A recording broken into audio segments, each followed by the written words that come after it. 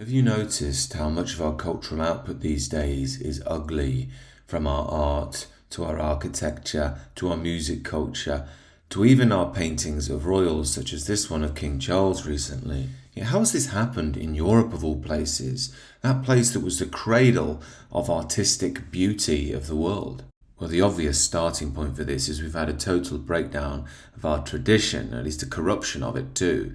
We've moved away from ideas of the divine as expressed in beautiful cathedrals, something that speaks to a beauty bigger than your life that binds rather than divorces men.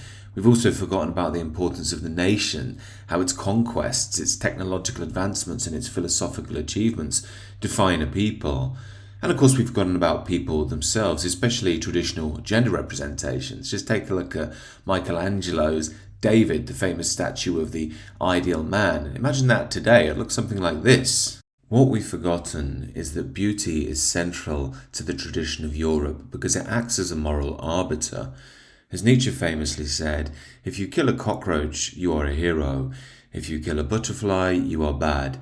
Morality has aesthetic standards. Now, it's this understanding that lies at the core of European civilization. It's at the heart of Italian architecture, German vision and idealism, and English poetry and homeliness. The English countryside is actually a perfect example of this because our countryside is not purely nature itself. Despite the wildness of a jungle or Switzerland being incredible, what's magical about the English countryside is it's a harmony between man and nature, built over hundreds, if not thousands of years. It's this harmonious union that inspired Tolkien to create the Shire, where the buildings and the homes pop out of the ground, they don't offend nature in any way. And that in turn is inspired by real places in England, such as the Cotswolds, where the stone is local. Tolkien had a deep instinct to protect the integrity of the Shire. It's why he created Mordor, a soulless, materialistic, mechanical force which wanted to eat it up and spit it out. And that's what we're now seeing in our modern world. We're constantly told the countryside is far right and racist and so forth. These are just the beginning murmurs of the destruction of what it means to be English in England. If we're to be blunt, many of us who value the traditions of our country have taken our eye off the arena of culture, thinking it's a relatively unimportant facet of modern life. And in that space, radical leftists have come in and completely corrupted the whole space, which in turn is having a knock-on effect to the whole country and the whole of the Western identity.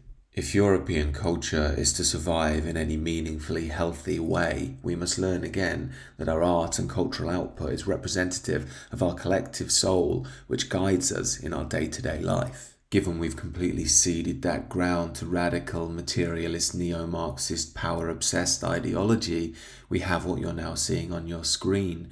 These are modern art projects, things that impress the middle classes, but ultimately are just exhibitions of meaninglessness, nihilism, and ultimately narcissism. Most of this art functions under the notion that art is whatever you want it to be. But that, of course, isn't true historically at all. And that attitude just creates an egocentric, meaningless void.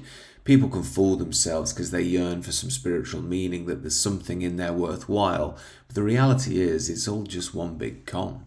Now, many people are waking up and realizing that once you've destroyed the heart of a culture, that's the nation, expressions of the divine, expressions of shared meaning, you eventually don't even have anything to rebel against. You've just got total chaos. That's what we're moving into now. Everything is built for utilitarian purposes. Degeneracy is worshipped as if it's noble. Even the skyscrapers in modern cities, they may be impressive architecturally, but they speak to a distant, non-communal, atomized society that's all about materialism without any heart. We'd be wise to remember that what made Europe Europe was beauty itself. It's why people travel thousands of miles and spend thousands of pounds each year to see the beauty of Europe in person. They're not coming for the modern degeneracy and the new buildings. They're coming for the ancient, the beauty and the soul. As the late great conservative philosopher Roger Scruton stated, beauty matters.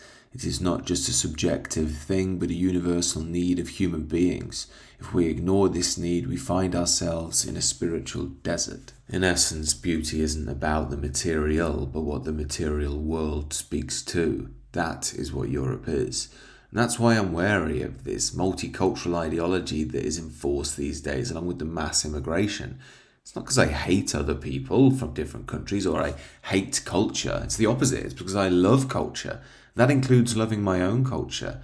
I believe every culture is best served via the ancient structures that created it and maintain it, not in some random hodgepodge of debased surface level ideological showiness like the modern West and modern London. The modern material world doesn't serve a people, it doesn't create peace and harmony, and it doesn't serve a collective heart.